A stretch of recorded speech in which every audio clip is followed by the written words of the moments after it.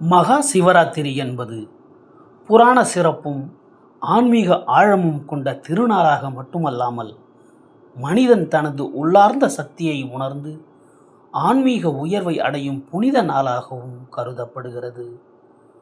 பிரம்மா மற்றும் விஷ்ணு ஆகிய இருவருக்குள் யார் பெரியவர் என்ற போட்டி எழுந்தபோது, அகிலாண்ட கோடி பிரம்மாண்ட நாயகனாக விளங்கும் சிவபெருமான் ஈசன் ஒருவனே பெரியவன் என்பதை உணர்த்தும் வகையில் ஜோதி பிழம்பாய் லிங்கோத்பவ ரூபமாக விண்ணுக்கும் மண்ணுக்கும் இடையே எழுந்து நின்றார் என்று புராணங்கள் கூறுகின்றன.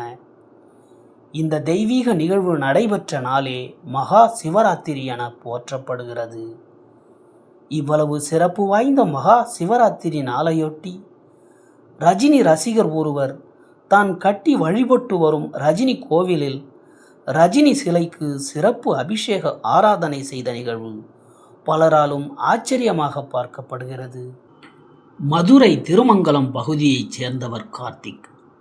இவர் தீவிர ரஜினி ரசிகர் ஆவார். திருமங்கலம் பகுதியில் உள்ள தனது வீட்டில் ரஜினிகாந்துக்காக கோவில் ஒன்றை அமைத்து வழிபட்டு வருகிறார்.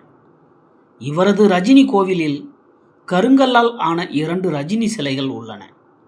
ஒவ்வொரு வருடமும் ரஜினி பிறந்தநாள் அன்று இவரது ரஜினி கோவிலில் ரஜினி சிலைக்கு சிறப்பு அபிஷேகம் செய்து வழிபாடு செய்து வருகிறார்.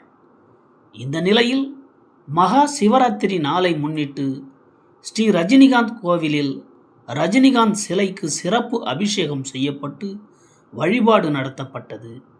குறிப்பாக 1993ஆம் ஆண்டு வெளிவந்த உழைப்பாளி படத்தில் ரஜினிகாந்த் சிவன் வேடம் அணிந்திருப்பார்.